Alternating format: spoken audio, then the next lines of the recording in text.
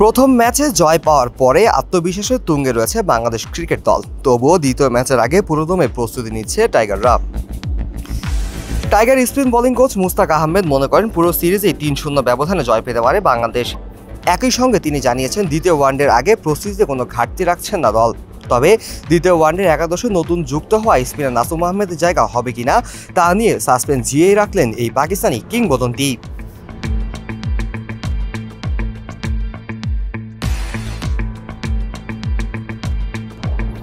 প্রথম ওডিআইয়ের পর দলে যোগ দেন বাঁহাতি স্পিনার নাসুম আহমেদ। ২১ তারিখ দ্বিতীয় ওয়ানডেতে একাদশে তার থাকার সম্ভাবনা নিয়ে প্রশ্ন করা হলে মুস্তাক আহমেদ রহস্য জিয়েই রেখে হেসে উত্তর দেন।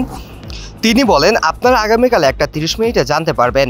সত্যি বলতে আমি জানি না, এখনও নিশ্চিত নই।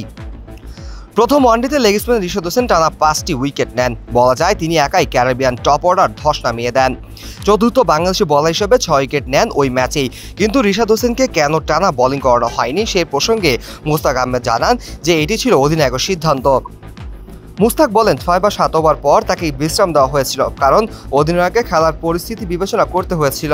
রিশাদ খুব ভালো বল করেছে, এমনকি আফগানিস্তানের বিপক্ষে এশিয়া কাপেও ভালো বল করেছিল। আমি তার জন্য খুব খুশি। সে সত্যি কঠোর পরিশ্রম করে। স্থানীয় কোচদেরও ধন্যবাদ দেওয়া উচিত, যারা পর্দার আড়ালে কাজ করেন। রিশাদ অনেক চেষ্টা করেছে। ওয়ালটন এখন দেশের সীমানা পেরিয়ে পৌঁছে গিয়েছে ৫০টিরও বেশি দেশে।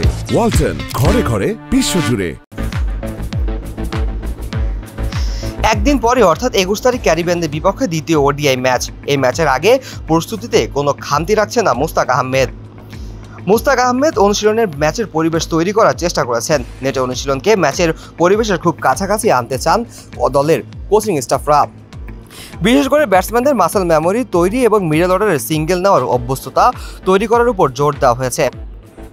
মুস্তাক আহমেদ ব্যাখ্যা করেন, আমরা নেটের অনুশীলনকে ম্যাচের পরিবেশের খুব কাছাকাছি আনতে চাই। ব্যাটসম্যানদের জন্য মাসল মেমোরি তৈরি করা এবং মিডল ওভারে কীভাবে সিঙ্গেল নিতে হয় সে অনুভূতি পাওয়া গুরুত্বপূর্ণ। এজন্য স্পিনাররা ফিল্ড পজিশন সেট করে বল করেছে। সেশনটি ম্যাচের খুব কাছাকাছি ছিল।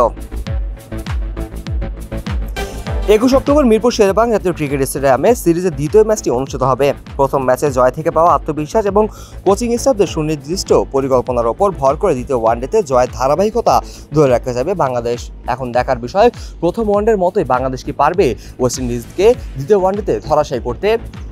Kazi Mohammad Arafat, on field.